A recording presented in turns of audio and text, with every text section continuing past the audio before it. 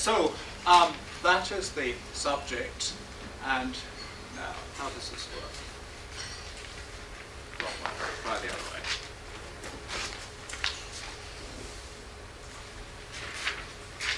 Right, this is an outline of what I'm going to talk about. I'm going to start off by a bit of a historical introduction, the sort of questions that people asked about infinite quantities in the Middle Ages. We'll then proceed to the 20th century. I'll then talk a bit about the steady state and Big Bang models of the universe, and we'll finally talk about multiple universes. And the background question is, as you see there, if you don't believe in God and you're a thinking person, is it necessary to put something else infinite in God's place? So let me start off with Aristotle. The reason why I'm going to be talking about the Middle Ages is that here you have a society with a definite Christian framework, but they asked all sorts of questions, quite deep questions about many things, and they came up with different answers, and they argued among themselves a lot. They didn't have the kind of mathematical knowledge that we've now achieved. They didn't have the same scientific knowledge, but they weren't afraid to ask quite big questions. So we start off with Aristotle, who was basically the founder of the thinking that they tended to use in that period.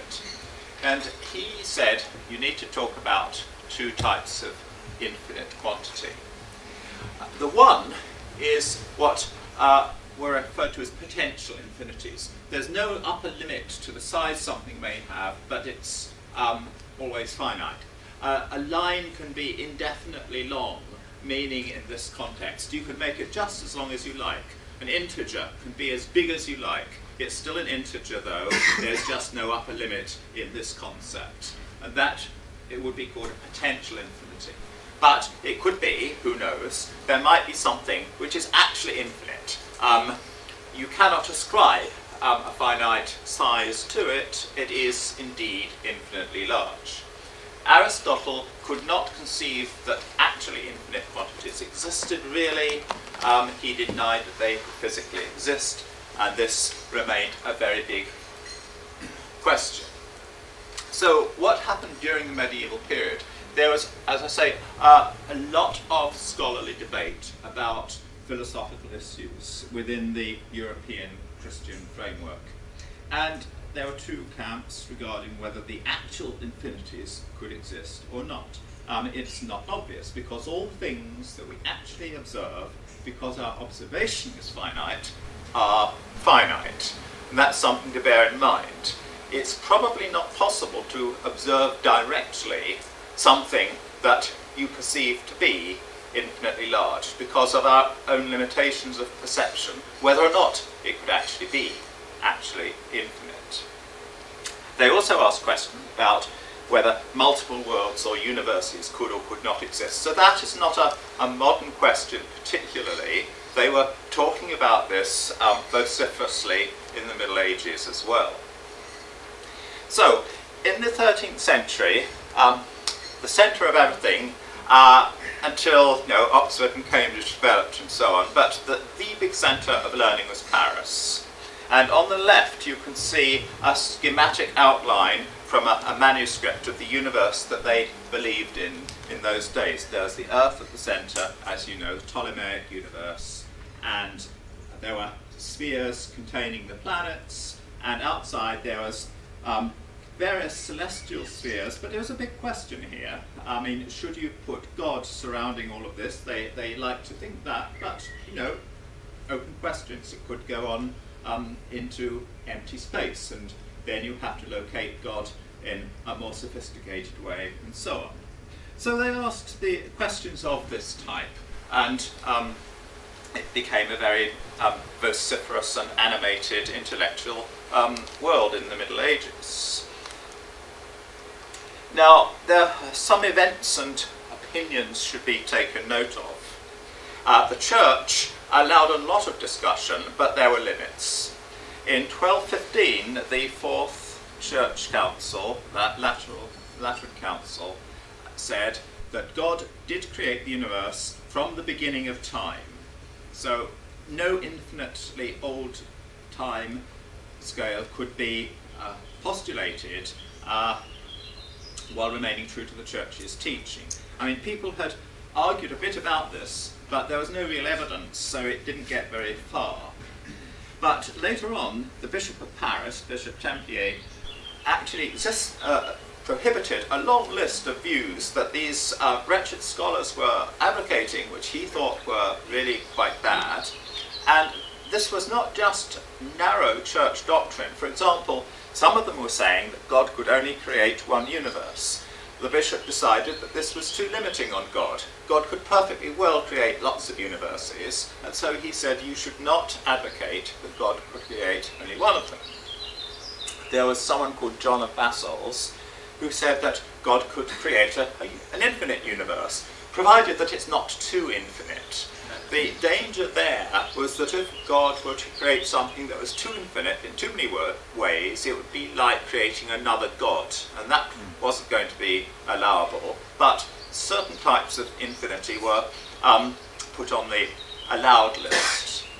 Thomas Bradwardine, who became Archbishop of Canterbury, I believe, in fact demanded that the universe should be infinite, because he said that God is infinite and God is in the universe, and so we must have the universe being infinite to match God's infinitude. Now, no, they didn't all say that, but this was a notable opinion expressed by this scholar. And there was later on a fellow called John Major who was in Paris, and he said, well, we must have an infinite world because I can't think of any reason why not.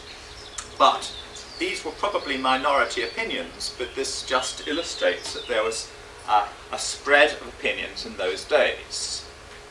Now there's a famous Paris scholar called John Buridan, and he's very famous for putting a hungry donkey between two packets of straw, and the poor animal can't decide whether to turn left or right, and so it starves to death in the middle.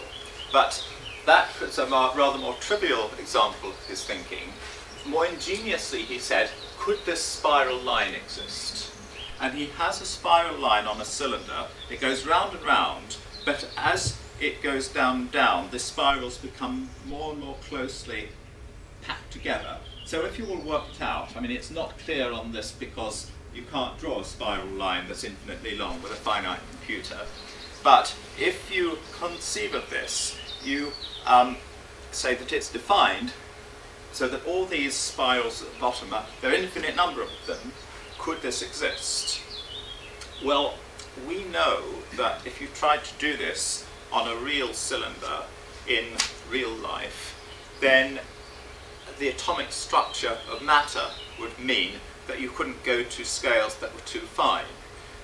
You'd get your pen and your ink, but eventually the dimensions of the lines just merge together and you can't go any further. But in those days, as far as they knew, matter was infinitely indivisible. So the question was, could such a physical object exist? If human beings couldn't make it, could God create it?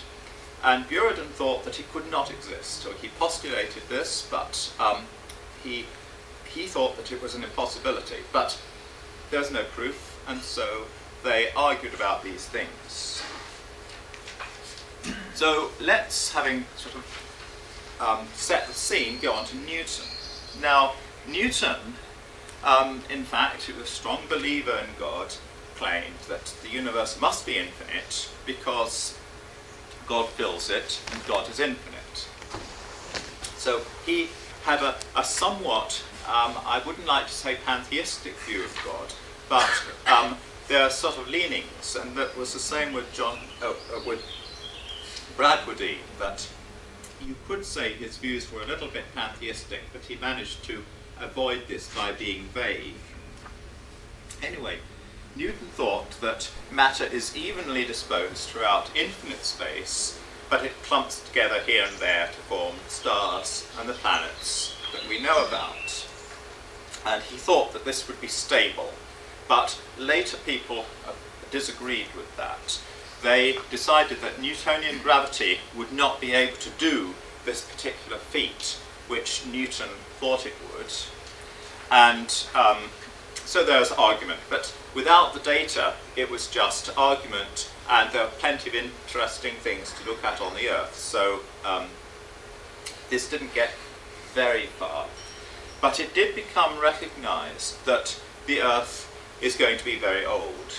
And the geologists set the pace here, looking at strata and layers in the Earth's crust and perceiving that for these layers to be laid down, you really did need a very long time.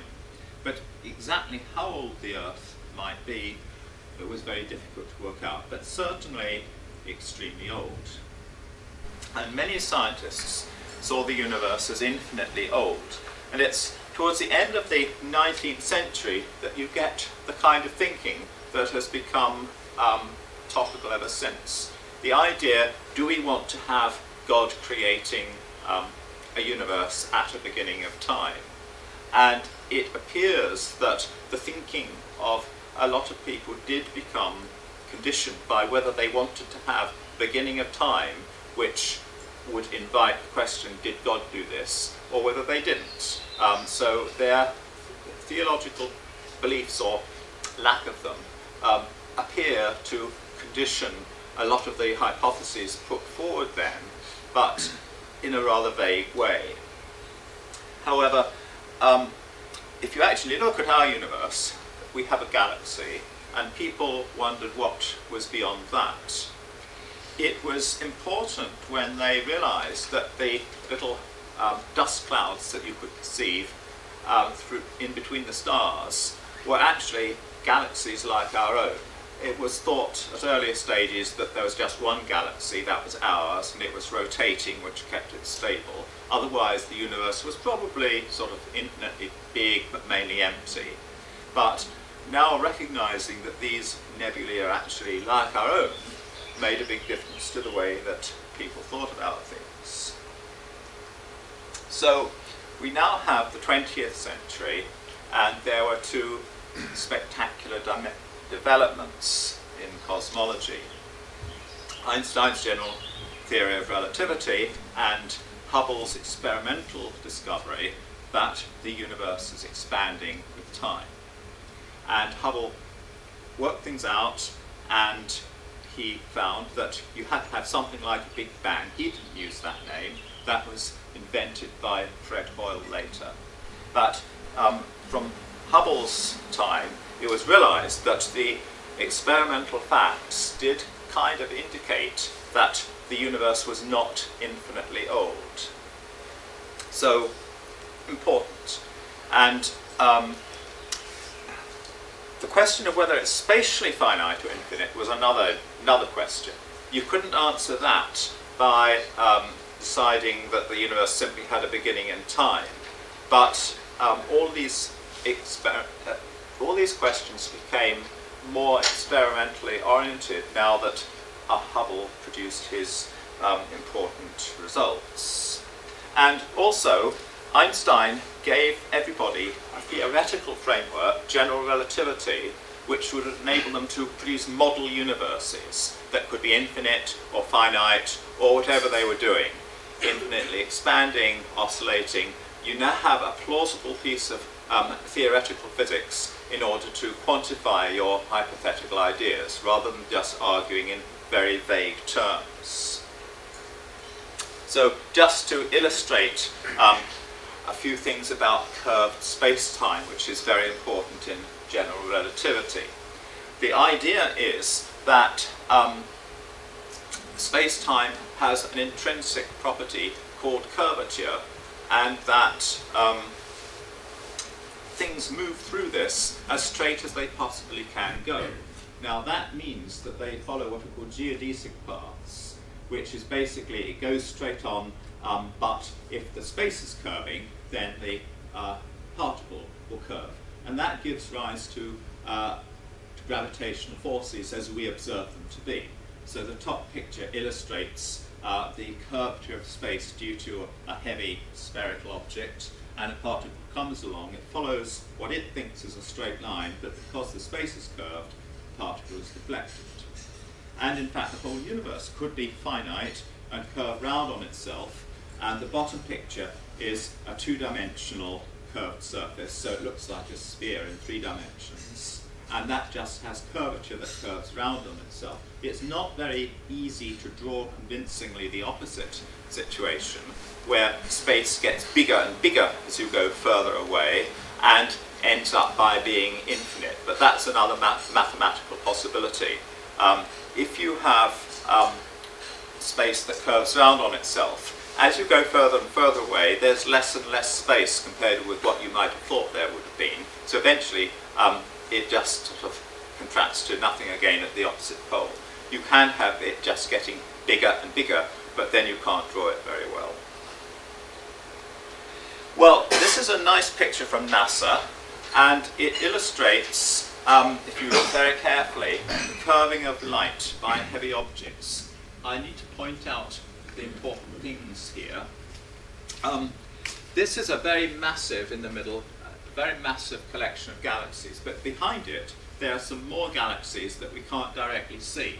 But we can see some funny curved streaks. Here's one, and here's one, here's one, here's one, and so on.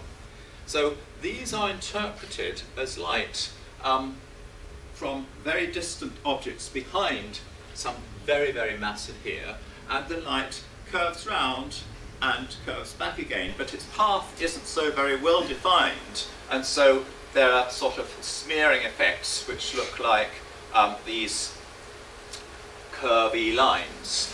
I don't know how many different galaxies you're seeing with these curvy lines. That's difficult to work out, but it illustrates that this idea of light curving through space really does appear to be true, and it was verified much earlier on by people measuring stars in solar eclipses. Right, now here we have 3 famous people. In the 1940s, Fred Hoyle, Hermann Bondi and Thomas Gold decided that they didn't particularly like the idea of a Big Bang. And so they introduced an alternative called the steady state theory. And this was as follows. They said, we'd like to have what we call the perfect cosmological principle. And that says that the universe has always existed, always will, and is infinite in spatial extent, is all the same everywhere. And this was felt to be very aesthetic. They didn't like the idea of an abrupt beginning in time.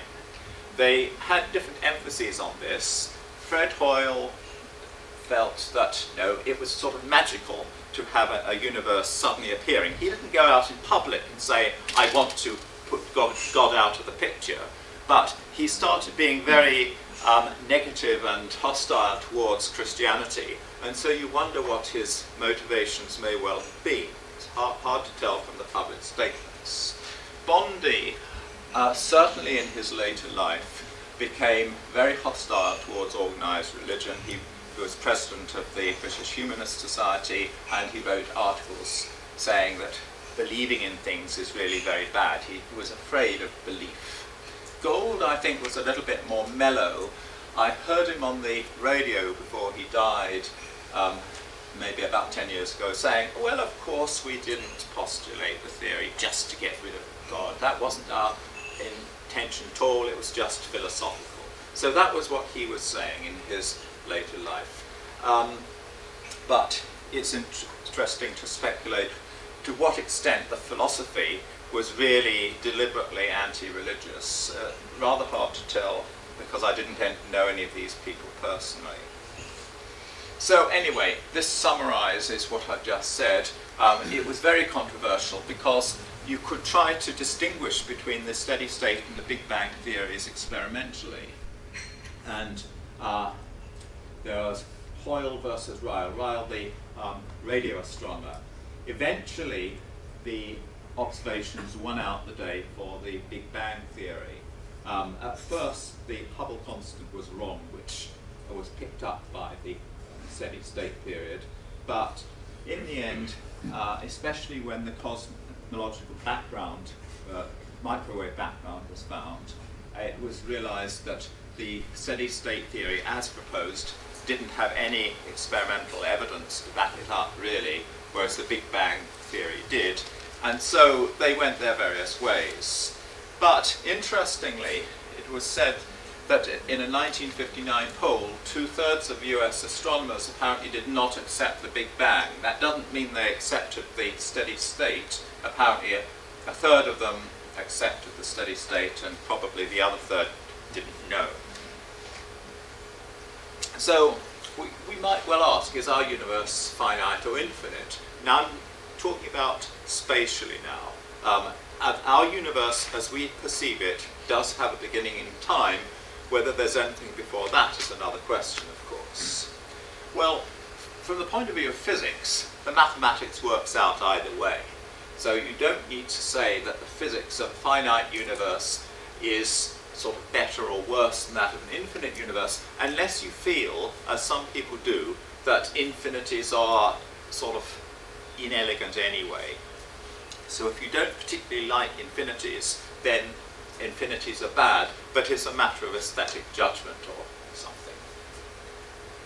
Well, you could say that all of this might affect design arguments for God in terms of life on Earth, because if you do have an extremely large universe, you could say, well, there are lots of planets around, and even quite improbable things like development of life will happen sometimes, somewhere.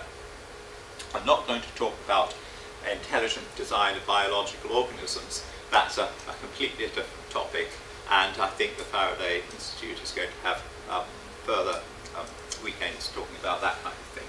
So this is just a question about the basic physical possibility of life on Earth.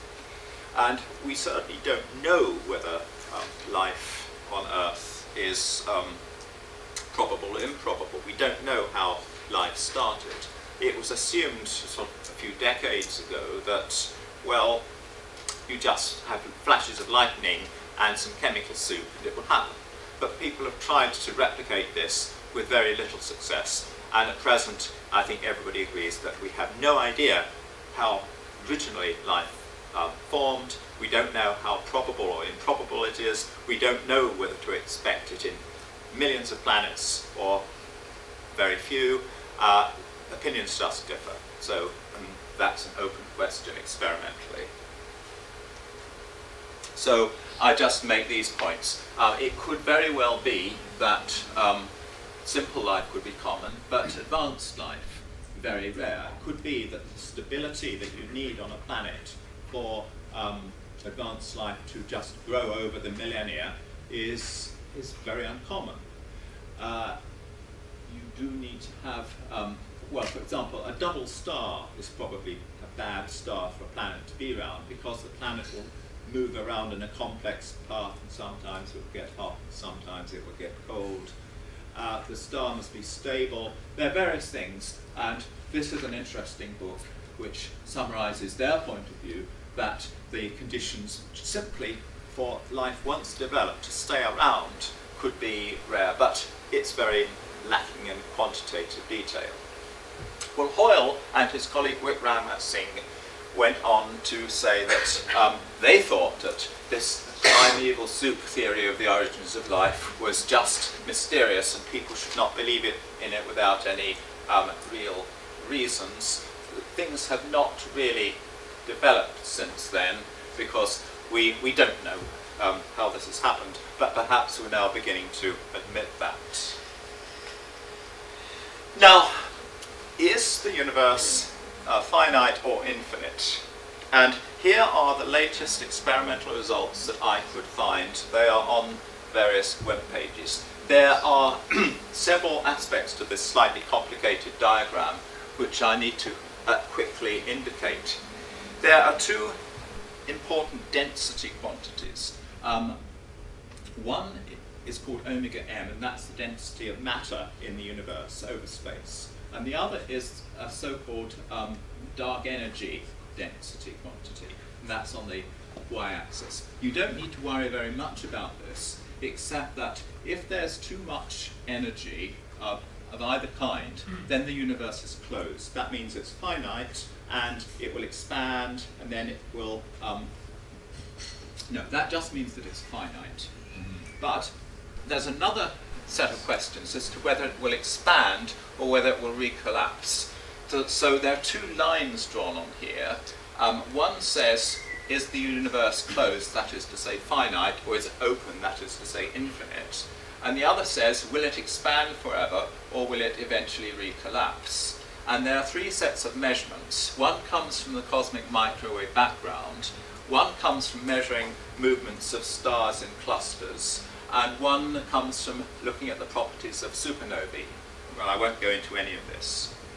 But at present, the three sets of measurements, all of which have their uncertainties, do coincide on one region of this graph.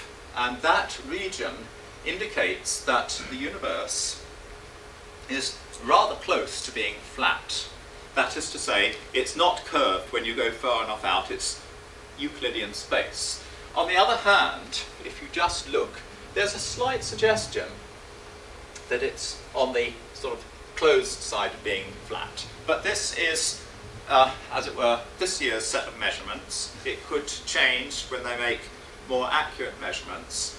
And if it really were flat, and we always had some kind of experimental error on our measurements, then you could end up with a little error ellipse sort of somewhere like there. And you would never really know for sure whether it was actually slightly on the closed side, very, very large, or whether it was really flat and infinite. It's extremely possible that we may never, ever really know the answer to this question for certain. But that's the latest set of information that we seem to have. So, again, that just summarizes what I've just been saying. Not only that, there could be variations. It may be that the region of the universe that we can see looks slightly closed, but taking over a bigger scale, it might be open, or vice versa. So that can't be excluded. And John Barrow has certainly emphasized this point, that the question of whether our universe is finite or infinite might never really be conclusively answered. I think it might be possible if it homed in on being definitely on the closed side locally to argue, well, let's assume that this is typical even for the rest of the universe we can't see. But it would be an assumption. So here's some summary of what we know about the universe. There was a Big Bang some 10 billion years ago, or 13.7. At present, it looks as if the universe will expand forever, but I've been around in physics for long enough to know that all of these current results can always change. This, however, does argue against the idea of an oscillating universe, which a lot of people favoured. The universe is definitely very large, could be open or closed, might very well be closed, but we can only observe a finite portion of it anyway. Intelligent life has developed on our planet. So, but these are the experimental facts, and from now on it gets more and more speculative. I'd like to say a bit about anthropic coincidences for the benefit of those for whom this isn't a completely clear thing. The universe really does seem, physically speaking, to have a lot of features about it that seem to be not physically proven to be necessary from a logical point of view, but they are experimentally the case and appear to be necessary for human life to form, or maybe any life to form. It appears to be that the universe is fine-tuned for the benefit of life to exist. And I'll summarize a number of these things. Now, there's this quantity called the cosmological constant, which Einstein put this as an extra term in his general relativity equations. It's mathematically something that could be there, And Einstein didn't know. He changed his mind a bit about whether this term could be there or not. But experimentally, it's something you could measure, and that's taken up into this quantity that was called omega lambda on the previous set of results. But if this quantity is too large and negative, the universe would not have lasted very long. It would have just collapsed back again. But if it's positive, then the universe flies apart and galaxies don't hold together. So there's a safety range. Within this range of possibilities, this is quite small, but fortunately our universe has a cosmological constant which is apparently not zero, but just a tiny bit on the right side for galaxies to form. So this was something that Weinberg pointed out. It's extremely interesting because it has to be very small but just about right. Here are some properties of the nuclear force. If the nuclear force were some 10% weaker, you wouldn't form deuterium in the early stages of the universe, and heavier elements wouldn't form very much. I should say, by the way, that at the very early stages of the universe, hydrogen and deuterium formed. But to get interesting elements like carbon and oxygen, you have to have a sort of second generation of star formation. The hydrogen and helium, and I should mention helium, come together and galaxies and stars form. Very big, heavy stars, and they get through their burning cycle quickly, and towards the end of that, the processes form a lot of heavy elements, like, let us say, carbon. And then these stars explode in supernovae explosions, and the matter is spread around, and then it condenses together again, form new stars. So this takes a long time, but happens. And then you now have stars and indeed planets which can form which have got some interesting heavy elements in. Then there's something called the diproton. Helium forms, deuterium forms a proton and a neutron, but not two protons. The force won't hold two protons together. If that happened, that would have drastic consequences on chemistry and the availability of elements. Don't think people really know, because we don't really know how to postulate the force that would do this, but it's reckoned that that would probably be bad for life. Now, carbon-12 is an interesting element because its formation in stars, and it has to form at quite a high rate, but it must not then be destroyed by further interactions which convert it into heavier elements. And to get this right requires some very fine adjustment of some constants, a particular so-called resonance, which says where the reactions will occur most readily. Now, Fred Hoyle did his best work, you have to say, in astrophysics, and he actually predicted the existence of this nuclear effect, and then he went to people and said, you'd better measure this because I think it has to exist, and they found it. So this was a great achievement. And there are some more things. The proton must be stable. It does not necessarily have to be infinitely stable, but it must be pretty stable. The electromagnetic force must be reasonable. All of this can be sort of summarized by the properties of a so-called Higgs field. This is a particle that lots of us are trying to look for in current accelerators. If this particle exists, we'll know we understand the model, the standard model of elementary particles well. Well, we don't know yet for sure whether it exists, but whatever does exist, you have to have something with the right properties, otherwise your nuclear physics won't work. Then there are all the properties of water, which I suppose are to do with the mass of the electron and the strength of the electromagnetic force and so on. Quite how this is defined is quite complicated. I haven't really listed that one. The space has to be fairly flat, because if there's too much matter around of any kind, then the universe will simply expand up to a certain point and then collapse back again before life was formed. So you've got to have heavy elements and you've got to have a long time for life, presumably. So all of this requires a universe with quite a lot of very definite properties, and if you did not have a universe with properties of this kind, then you would not have life. You wouldn't have anything very much, very likely. So that is the basic framework of what is called the anthropic principle, which says, however you interpret it, you really do have to have a rather tightly defined set of conditions in this universe. And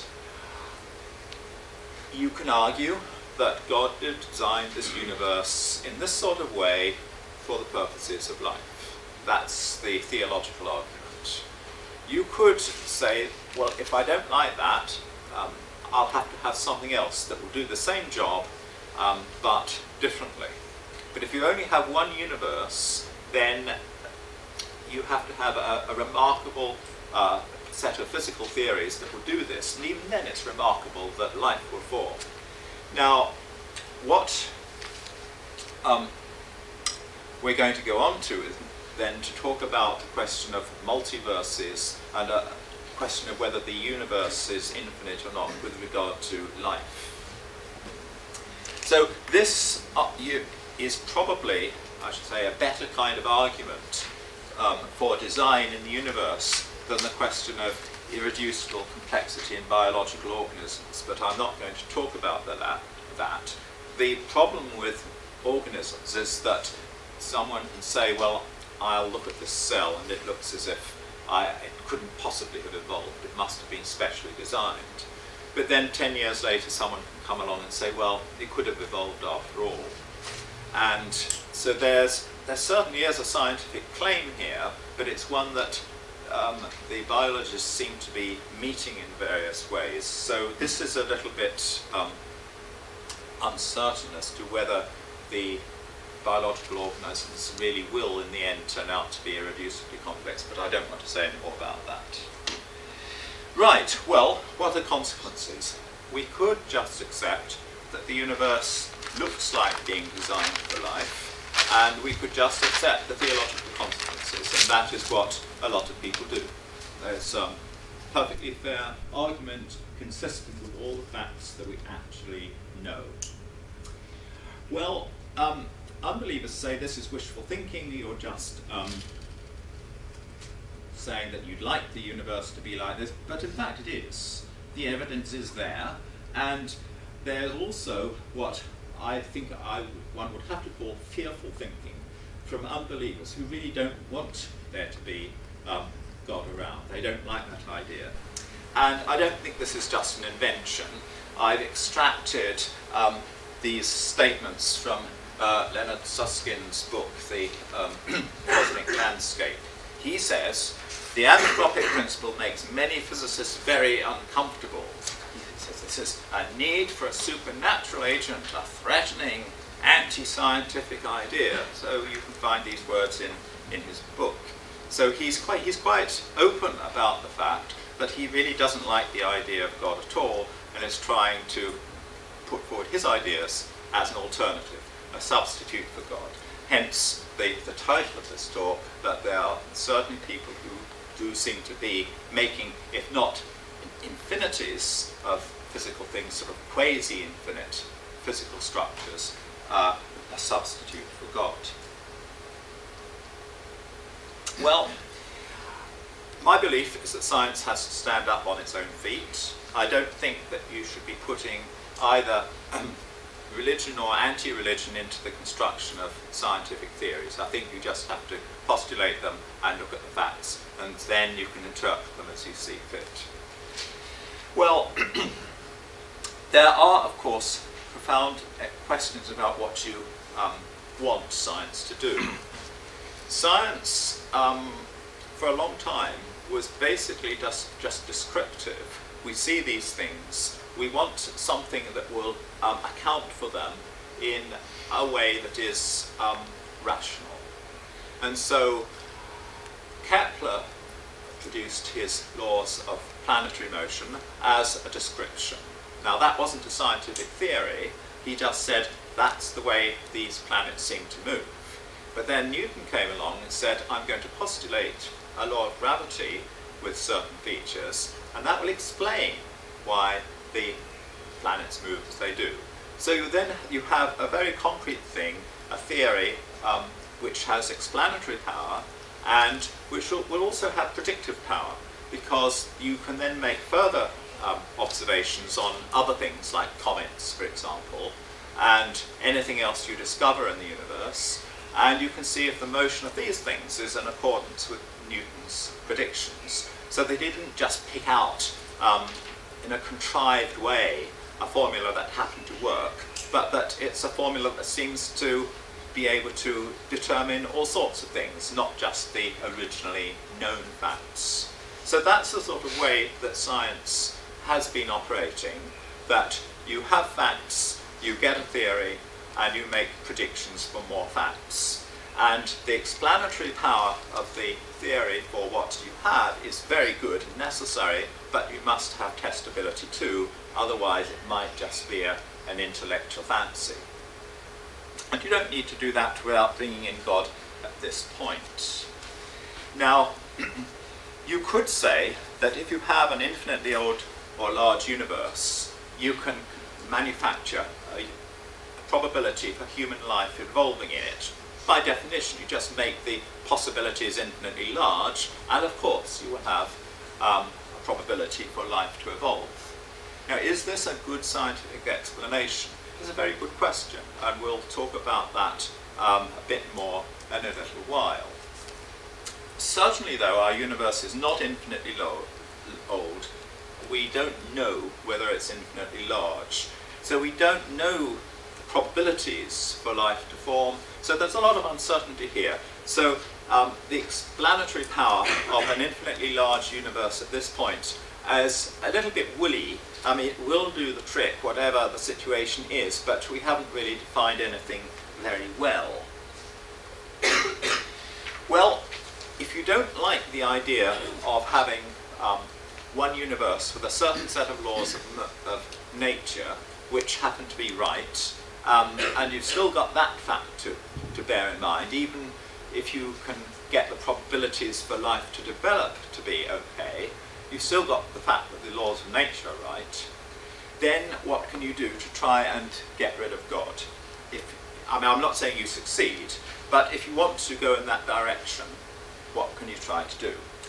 You could say that you have an infinite or quasi-infinite universe which is sort of fundamentally flat in space, but has fluctuations here and there, so that our fluctuation might look as if the universe is locally a tiny bit closed, but it all averages out in the wash. And you could contrive, if you were ingenious enough as a really clever theoretician, to postulate that in other bits of the universe that we cannot see, the laws of nature are different. So somewhere out there, there's another bit of the universe, but there's no life there because that was unlucky. It didn't have the right laws of nature.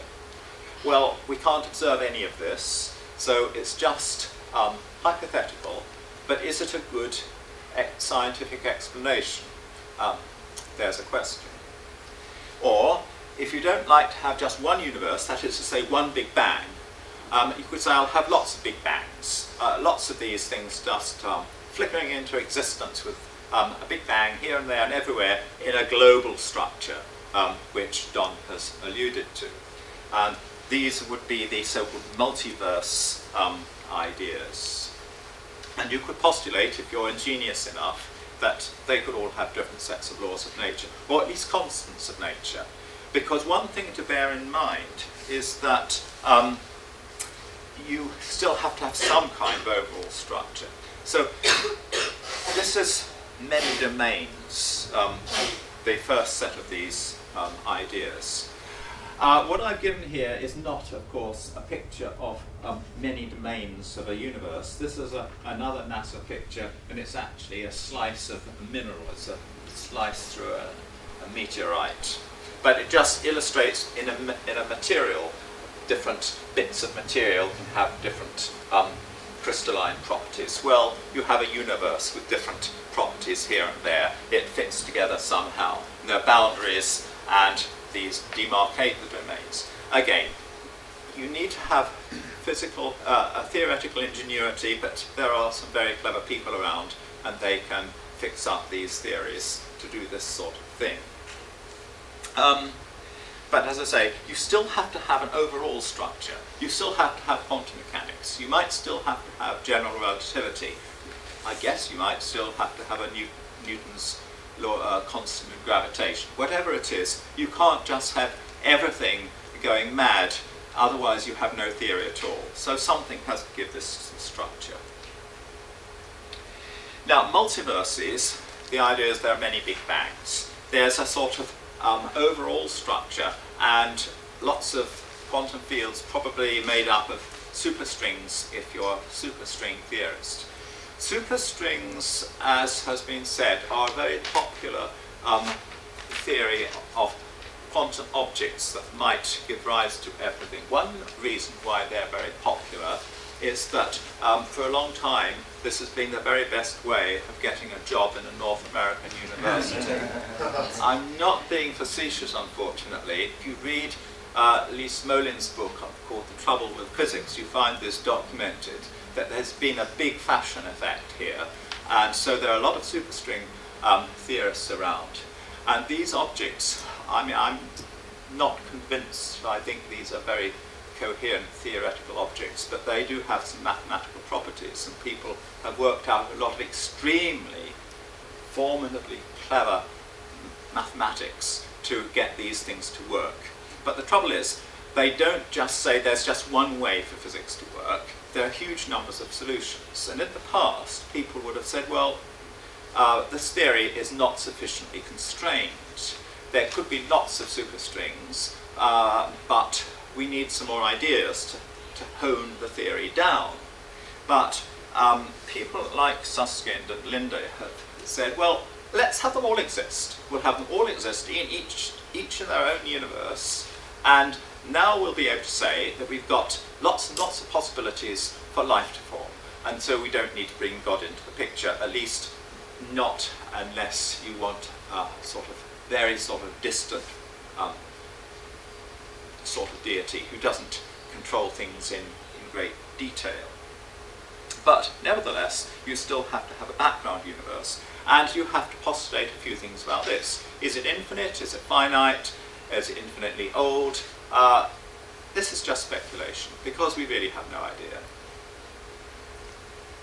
So what observation and evidence is there for any of this? Well, I think fundamentally none. We don't know enough about our own universe, let alone an infinite number of them. To observe one more universe would be interesting, but we haven't succeeded in that. In fact, if you really wanted to be facetious, I've never said this to any of these people, but you know, there's more evidence for spiritualistic universes, or whatever you think of that, than there is for these things. So this is just conjectural, and Susskind eventually concedes this. This is just conjecture, but he does want to get rid of the idea of God. Well, why do you believe it? As I say, you might say that there's a lot of philosophical attractiveness in this. It's aesthetic, but the people who work in superstrings really get to fall in love with what they think is very, very beautiful mathematics. And it's hard for the outsider to argue about this, because the mathematics is so complicated. You need to spend years getting to grips with it if you're in the subject, and for outsiders it is just really a sort of closed domain. Well, I won't say anything more about superstrings. Don said a bit about this.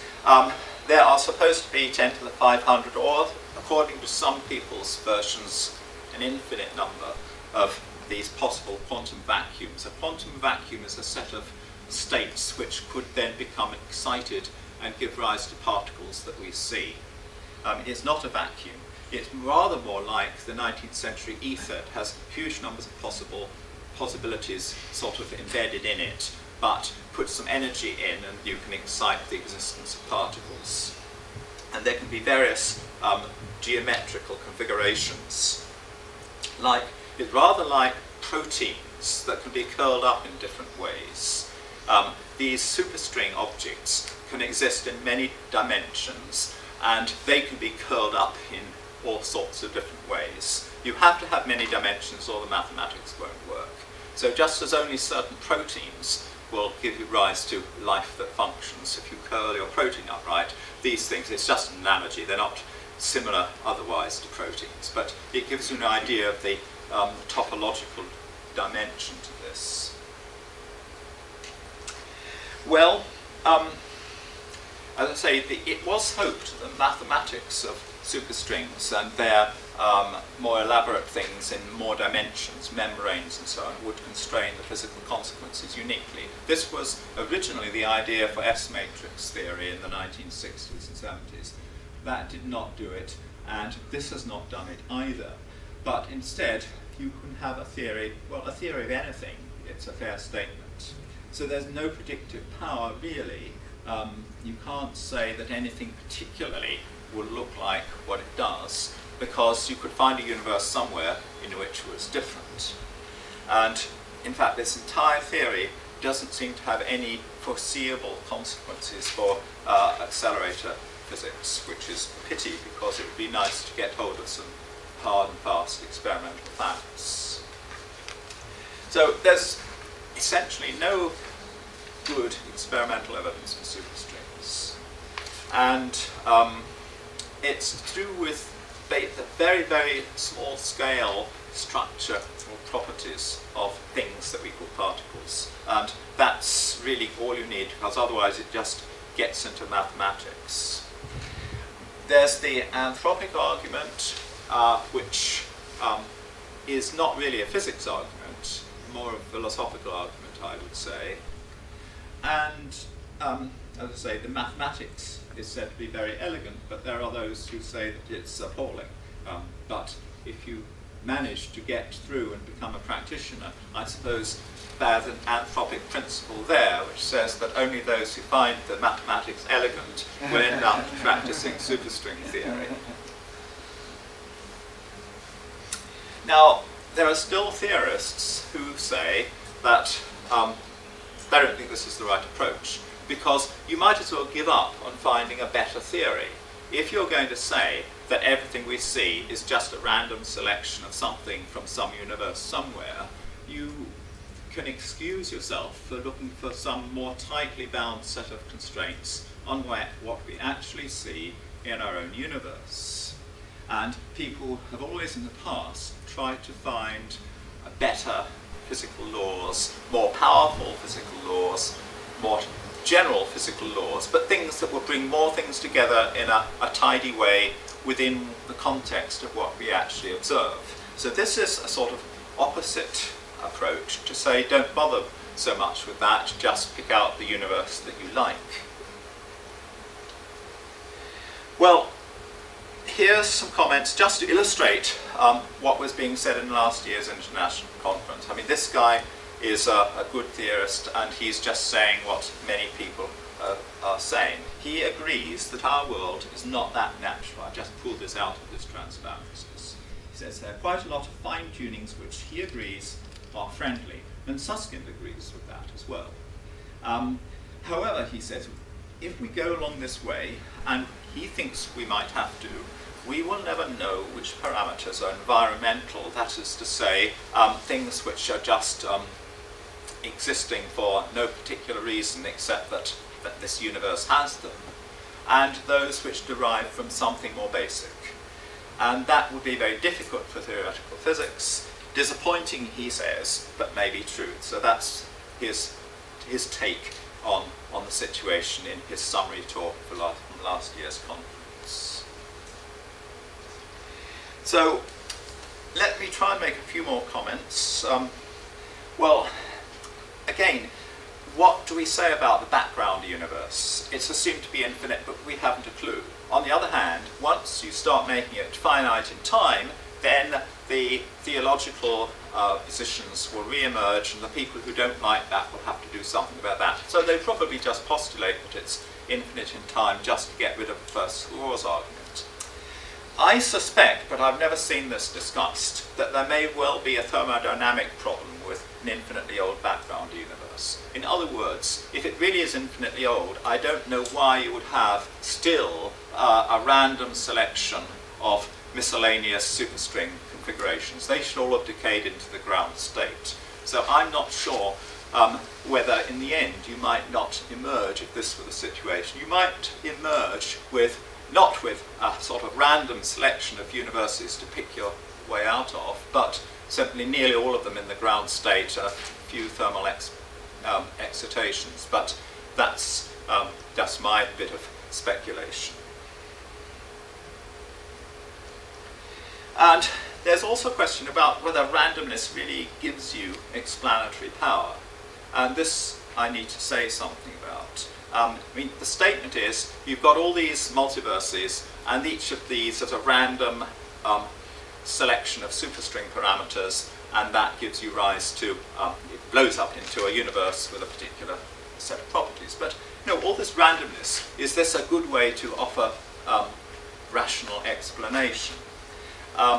Because randomness means there's nothing that causes it. Randomness says there is no cause, it's just happened. You've just transferred some absence of cause to a very large scale in an unobservable portion of existence. Not only that, a random set of objects is not mathematically simple. So let me illustrate what I mean by that. So this, I hope, will get the point across. If you have a regular pattern, here on the left you see a regular pattern of chessboard squares. It could be very much larger, but you see that to describe that regular pattern, you don't need to say very much. You simply need to say that every square is the opposite colour to its neighbour, and that one at the bottom left-hand corner is white. So that's not much information to supply. But if you want to describe that random collection of squares on the right, you must specify one bit of information for every single square on the chessboard. So the left-hand pattern, if it were to say 1,000,000 by 1,000,000, you'd still need only a very small amount of information to describe it. But if it were 1,000,000 by 1,000,000 random squares, you need a gigabyte of information, which is quite a lot. So just to describe this random pattern, simply from the sort of mathematical point of view, you actually need a lot of information if it's random. So there's a question here, it's an aesthetic question perhaps, as to whether randomness is A, an explanation at all, there's an absence of one, and B, whether it's even having the virtues of simplicity. Well, I think that whether superstrings and the superstring vacuum landscape is a good theory is in the end irrelevant. I think that those who wish to avoid the theological implications of the anthropic principle will somehow find some way of asserting a large random set of multiverses, whatever the physical background might be. Maybe it won't be superstrings, it'll be something else. I think that they will still do this because their reasons are not scientific, if this is how it goes, but well, metaphysical, anti-religious or so on. That's a personal opinion. We are all human beings. Now, there's another thing about the anthropic principle. If you're a true materialist, then you have to wonder what it is about human beings that makes us special anyway. Do we need an explanation? Because there are people who will say this quite clearly. They will say, well, look, I don't believe we're anyway special, whatever. We are just a collection of chemicals. It just happens to be that the cards fell this way in this universe, and this was the phenomenon, the human phenomenon, which occurred, but so what? The so what is the thing. What? If we're not special, there is no so what. So why do you need to explain it? If this universe happens to have this interesting collection of properties, it is simply just the way the cards fell, just the way the tea leaves fell. You don't need to have more than one pack of cards, you don't need to have more than one cup of tea. You just say, that's the way it is, folks, nothing to explain. So that's the extreme cynical point of view, that there's nothing about human beings which is metaphysically special anyway. If you think we need to be explained, you've already said something about us which the true materialist might not wish to imply. So there may well be a kind of own goal that the materialist has to admit to scoring before any of this argument has any motivation. Yes, okay, let me go on now to the fact that there has been a certain amount of media hype about parallel universes, which I think is quite unjustified, because there's no evidence.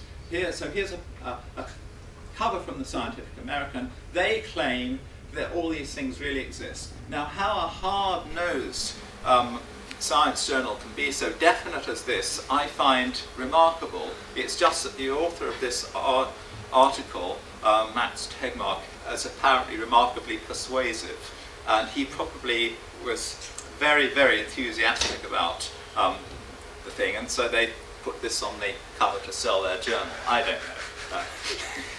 But, you know, we can't say that. We have no actual evidence. It's just hypothesis. Now, some further thoughts. I've said a bit about this already. The nature of science is firstly descriptive and secondly explanatory. So we try to make observations, describe results and so on, then we produce explanations, and then we try to have testable predictions. Now what you have here, I think, is the explanatory side of things taking over. I want to have a theory that will explain what I see, even at the costs of having a lot of exotic properties and being untestable. So we're not now trying to describe what we see, or even put some real laws of nature into what we see. We want some sort of background theory that will explain this in terms of some ideas. And the question is that the balance between description and explanation, which needs to be thought about here. Now, how do we make these decisions? Max Born was a quantum theorist, and he made the following interesting statement. He says, intellect distinguishes between the possible and the impossible, but reason distinguishes between the sensible and the senseless. Now, so many people would say that postulating infinities all the time might be possible, but is senseless. How do you tell? You have to have a trust in intuitive reason as to what you think is reasonable or not, and I guess that's quite difficult. But in the end, the arguments are really quite general. Well, we could allow theologically multiverses to exist. I'll try and stop as soon as I can. God could have done it like this, but then I don't think you should dumb down God too much, because you know, the mathematics involved is formidable. You've got to have a pretty intelligent deity to create multiverses of any kind. So saying that God doesn't need to be clever enough to design a universe, for us, seems to be a bit funny if he's got to design all these superstrings instead. I just want to say this. Now, is it valid to choose a hypothesis that maximizes the probability of an observation? So it may boil down to this kind of argument. Now, suppose I have a theory. I think up a theory that will account for life on planet Earth, or this universe. And because there are some quantum uncertainties, I say if these things are true, there's a 50% chance that life will develop. If anybody did that, they'd think they'd done very well. Somebody else comes along and says, but I can do better. I will just postulate an infinity of random universes. And now there will be a 100% probability that life will develop on one of them. So which of those do you think is the better scientific theory? Only it's an open question, but I think it may well boil down to this sort of thing, whether you really want to maximize probabilities in this sort of sense, or whether you want to have something with a more defined quality about it. Anyway, I'll go back now to my final page. I would say that theistic belief can accommodate all of this, but probably a finite universe is easier to accommodate, because you then have to define a relationship between the finite object and a creator, whereas the infinite universe, people try to postulate as self-subsistent, though I'm not sure that this is convincing. But people do try to do this. I think there's no doubt that the infinite universe or universes can be brought up as a way to avoid theological questions, and it's quite hard sometimes to actually disentangle philosophy as being a polite word for anti-religion. So that's it then. Thank you very much. Thank you very much indeed. Right, there's a question at the back from Andrew. What is the status of a discussion of the probability of something that you know has happened? If I ask the question, what's the probability that a couple who got married yesterday will have a child with a birthday on the 3rd of June some year, that's a question that one can evaluate. You can put your data and your assumptions in, you can come up with some probability. But if you ask the probability, the question, what's the probability that I was born on the 3rd of June? The answer is, well, I was. And to discuss the probability is not actually a terribly sensible question. You've got to define your question properly. There are two schools of probability thought known as frequentist and Bayesian. I will not try to go into them, but the frequentist one relies more on models of the physics and what will happen given certain physical probabilities. The Bayesian school relies more on believability given certain facts. So you have to choose precisely what question you think you want to ask, and then one or other of these schools of probability theory will give you an answer.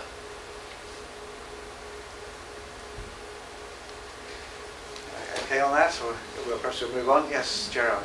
I have a question on the very general question of this idea of multiple universes. Now, here the multiple universes came up simply to explain, for instance, the fine-tuning and that kind of things. Multiple universes also came up in the many-world interpretation of quantum mechanics to avoid the collapse of the wave function. Now, are these two types of multi-universe assumptions, are they related or are they completely independent in your view? In my opinion, they're totally independent. I mean, I suppose Techmark does make the remark, if you have enough inflation, you have a big enough regions, then quantum things will do one thing here and one thing there, that it effectively gives the same effect as the many worlds of Everett. But so that's effective. You don't have to have a many worlds interpretation to be a multiverse person, and you can and you don't have to be a multiverse person to have a multi-words interpretation of quantum theory. Yeah. So sorry, I mean, Techmark is sort of like saying, even if you don't believe in the Everett many worlds, if you believe the universe is big enough, and the quantum things here, they may call, even if you believe collapse, they may collapse one way, over there they collapse the other way, it effectively gives the same result. So he's almost even saying you don't need, if you don't like Everett philosophically, if you just accept a large enough number of inflation, you get the same effect. So there would be, in other words, at one point there would be, in one part of the universe it would be us doing our thing, and then somewhere else there'd be another us that's exactly the same up to now, but maybe in our copy of the universe you have 2 cups of tea at lunch, and in the other copy you have 3 cups, well let's say 1 cup of tea at lunch. You need to be warned that in Tegmark's article in the Scientific American, which is a perfectly good article apart from the gloss, he does describe all of these as if they're related, but that's just to write an article on the subject. They're not really. Yeah. As my understanding of this, and as I listened to your talk, this whole idea of multiverse comes from theoretical considerations of different sorts. You have this chaotic inflation idea and so on. But I was thinking along this line, if you don't have independent evidence, as you can never have for these other universes, aren't you doing some sort of gambler's fallacy in arguing for that these worlds exist? In gambler's fallacy, do you know this fallacy? Well, there are various things, and basically, yes, you have to have faith to believe in these multiverses, because there's no evidence for them. And curiously enough, in the past, it was often the unbelievers who were saying to the believers, look at this hard experimental evidence, we are the hard-nosed experimental scientists and you're just believing in things in the abstract. Well, now it seems that the tables are turned, and it's the unbelievers who are believing in things in the abstract, which is a rather curious state of affairs. Yes, thank you. Don wants to come back because he's probably a believer who believes things in the abstract. I mean, I guess I want to say, I mean, I praise you for giving an admirable review and showing that there's an enormous number of mysteries and things that aren't understood in this. I maybe would point out that I think the people that work in this have somewhat more positive reason. I mean, I don't think it's entirely an anti-religious thing. I mean, Susskind, I think, wasn't, I mean, I've had discussions with religion. He wasn't a believer before, although he seems to be more open to discussing it with me than, well, I haven't really tried with David Gross. David Gross does not accept the landscape yet. But he's also not a believer, so I don't think whether you're a believer or not splits you in this ground. Yes. So I would say it's very early, but I would say it's conceivably like the early stages of Darwinian evolution. And when let's just say for the sake of argument, it turns out to be correct. It might be conceivably like the early stage, and I think we Christians, as well as other scientists, can debate the pros and cons about it. But I would be a little bit cautious in our making a theological stand against this, because it's a postulate. We don't know. In fact, an email I had a few weeks ago with Lenny Susskind about some of these questions, he said we're all babes in the woods. So he knows that we just don't know. There's many open questions, many big problems with this, but it could be that there's some way that you could do this in which you really could calculate like these. You had a very good question about this 50% and 100%. I'd like to talk later about that, but and there are severe problems, but it could be that the problems could be overcome. It could be that theories of this type could be successful. We would not be able to observe the other universes, other parts, but if they make correct predictions for ours, and if the simplest correct prediction for ours also predicts the existence of the other things, then I think we would accept that. So maybe I would caution against being against it and saying something. I think, what was it, the Bishop of Vienna or something wrote something about against the multiverse and that people have given up reason. I don't think they're giving up reason. Of course, they don't. We don't. It's all mysterious. So there's no final answer yet. So there's no coherent picture that really makes sense yet. But it's not obvious that the research goal might not be achieved in the future. So I guess at least I, for one, would like to go on record as being a Christian of saying that I don't find this theologically objectable. Of course, maybe on the other hand, you could say if there are Christian reasons against it, it would be great. You could make predictions. We, from our Christian background, we know it's wrong. I don't have that. For me, I don't have that evidence. I mean, I think it's and it's possibly consistent, and I'm sort of enamored with the ideas, but I admit they're not proved. But I think we should be careful not to say that they would go against some of the things of our faith. Well, first of all, I mean, I personally don't think they do. But then second of all, if they turn out to be right, like Darwinian evolution seemed to be greatly suspected, I don't think we want to, make the mistake of having the entire church say that it could be wrong. I mean, I agree with that, and I did try to say something like that. Let me go back a few. Yes. Yeah. No, I think that's very good. I think that's important. I mean, I think as Christians we can raise problems with the theory, and it's very good. We maybe have a different viewpoint that may allow us to raise different questions with the theory. It's just, of course, maybe we shouldn't be dogmatic and saying, even though we might be partly motivated by our Christian beliefs to come up with something, that's necessarily the Christian position. So, you've heard, I have my own crazy ideas, and if other physicists don't like my crazy ideas for physical reasons, I would hope that they don't think I have my crazy ideas just because I'm a Christian. I think the rest of you know some of my crazy ideas are even crazy for Christians. So. Yeah.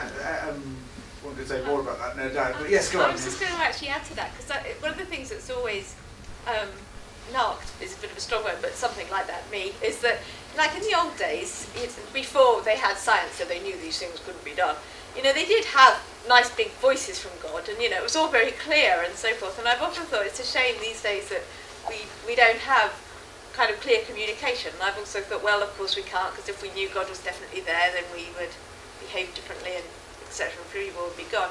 But maybe this is kind of like the modern, this is this is what he's put there for us. Do you know what I mean? It's once again, it's always on the borderline, isn't it? It's never so convincing that everybody says, right, that's it, case proved, God exists, right, you better watch out. And at the same time, it's it's not nothing, because if it was nothing for our age, then that would be problematic too. Yes. Now, the way I see this, if I could relate a story, the way I see this is as if you and your wife have been out for dinner at a restaurant, and you come back home, and you find the vase lying on the floor, it's in shatters. And you say, well, the cat broke the vase. And your wife says, no, there's a burglar that's broken into the house. And then you find that a window has been broken, and there's a lock broken, and the necklace has gone. That points out to the burglar theory, but you can still not rule the cat. So at the end of the day, who broke the vase, will remain a mystery. So I think that, how was the universe made? Was it made by God? How did we come along? Did God make us, or did we come by chance? I don't think that science can ever prove the existence of God or disprove the existence of God. That's my view of things. Could I ask a question of these experimentalists? Well, experimentalists, actually, and the theoretician might want to come in. In terms of predictions of string theory, it seems to me that, as far as I can tell, a lot of people say there aren't any at all, and yet there are possibilities of the gravitational constant there, torsion balance experiments showing a difference from the 1/r² law, which are predicted by sort of brains and one thing and another. And there are predictions of superparticles, maybe, but maybe other theories also predict them. Is there anything that one can do experiment? These torsion balance experiments, as far as I can tell, don't show anything anyway. Okay. Are there experiments? There's something you can try to do. The superstring theories demand you have curled up extra dimensions. These are quite likely very small and tiny. That means you would have to have very high energies to detect these small and tiny extra dimensions. But there are some versions of this which have curled up extra dimensions which aren't so tiny. And you could look for these extra dimensions. There are models which say that you could find evidence for these. If you found them, I don't know to what extent that would confirm string theory, but it would add some amount of plausibility, because at least the principle of the extra dimensions would have been put on an experimental basis. We haven't found them yet, but people are continually looking, and if we still don't find them, we will just say that they're a bit smaller than those we've been able to find so far. That's my impression with the way that's gone. Yes. Just to answer that, it's true. There's no prediction of new things that it's made that we're likely to be able to test through. But of course, we've known about gravity for ages, and so it's part of the motivation of superstring theory is to just put gravity, get a theoretical framework that explains what we've known for centuries. So, it's a retrodiction rather than a prediction, but it does seem to retrodict general relativity from a more general framework that also could possibly retrodict. I suppose the good theoretical reasons are wanting to combine quantum theory and general relativity. But then there are other alternatives that are around which aren't getting much of a look in. I think. A question about, well, you were clear about we could only observe a finite region of the universe, and yet we want to be able to deduce what seems to me like a global property, like if it's closed or open. Is it a good analogy to think of, well, living on the surface of the Earth and trying to judge whether it's flat or if it's round? You have a horizon, you can only see so far. Now on the Earth, we can walk to the horizon and look onto our new horizon and see, well, that still seems to be slightly curved. And the real proof is that if you go all the way around, you come back where you are. Yes. Whereas in the universe, well, we're stuck here. Is there any way that you could really ever prove that the universe was closed, or will you always be stuck with the statement that locally it looks closed, but we don't really know? There is a possible way. Again, if it succeeds, that's good, but if it doesn't succeed, it doesn't prove it. And that is to try to look for images of stars and things that one ray of light goes around the universe one way, and the other image set of rays goes around the Earth the other way. If you can find some sort of correlations between things that are opposite in the sky that look as if they're the same thing, which is a very difficult thing to try to do. But if you could try to do that, then you would have your evidence that the universe is closed. People have made attempts and have not succeeded in achieving anything positive in that area. I had a feeling there was some tentative evidence, I don't know where, about this chap Luminae who thinks that there's a dodecahedral Yes. This is universe to which do. closes back on its... This is to do with what Don pointed out with this cosmic microwave background sort of harmonic structure.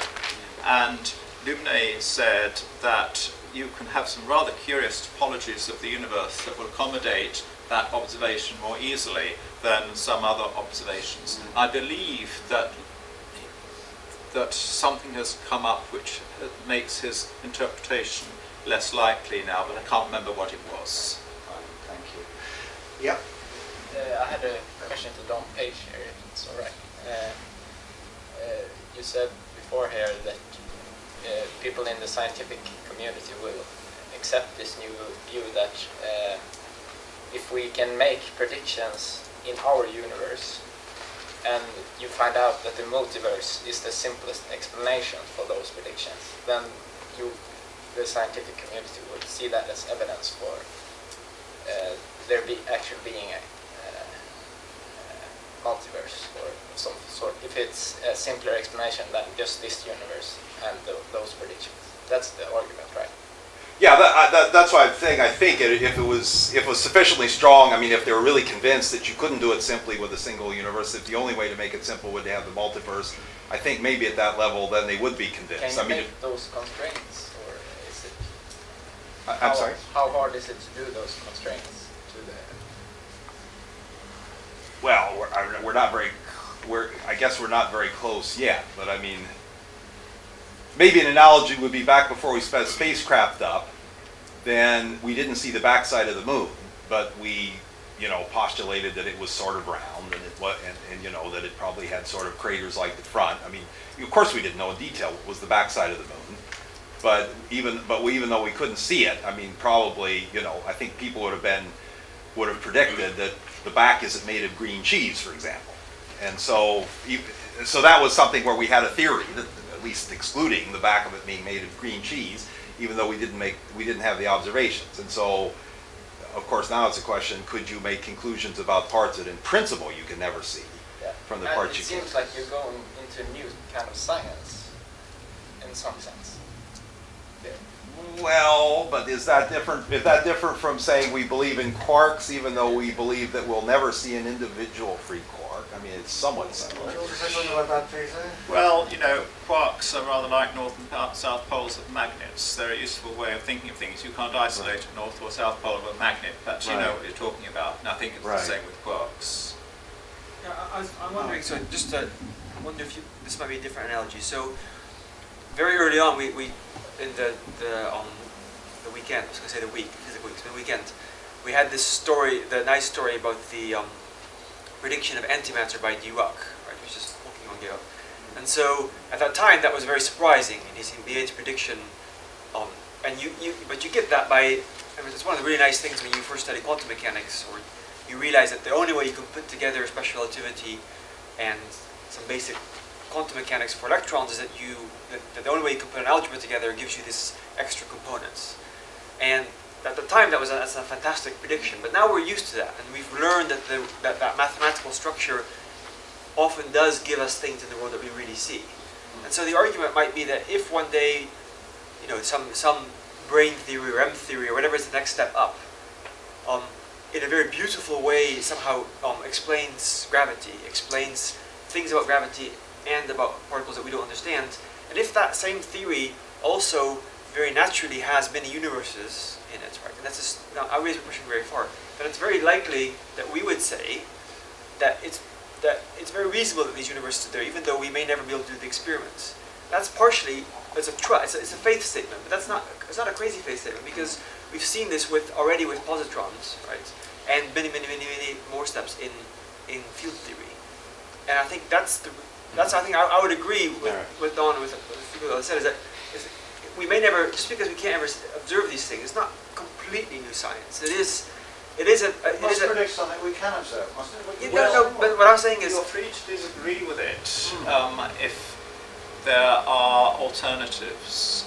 So if your beautiful theory could be reconfigured so there was no other universes, then you'd have an alternative. I would say, yes, you're right in theory, but let's have our theory first. Yeah, no, that's fine. Yeah, I'm just saying that it's not. I mean, but you're still postulating a theory that doesn't make any predictions, are you? Any Any observable it's prediction? But even like, let's say that's right. So it's right. I mean, what I'm saying is, I'm just trying to make an analogous argument to Dirac. So when Dirac first put something very beautiful about the mathematics that puts it together, obviously the reason why that's not the reason why Dirac believed in it. I'm sure Dirac believed in it because that's the only way to put those two theories together. It was very convenient for him setting it that it explained the G2, the diamagnetic ratio, and a few other things that were mysteries in experiments. Right? But if you just, it's not too hard to write that down, and it just forces itself on you. That must be the answer. Okay? Let's think of a real example. We tend to believe, because we've done some actual confirmations of the equations, that general relativity predicts black holes and that black holes probably exist. We've never for sure observed a black hole. There are some things out there that look like they might be black holes.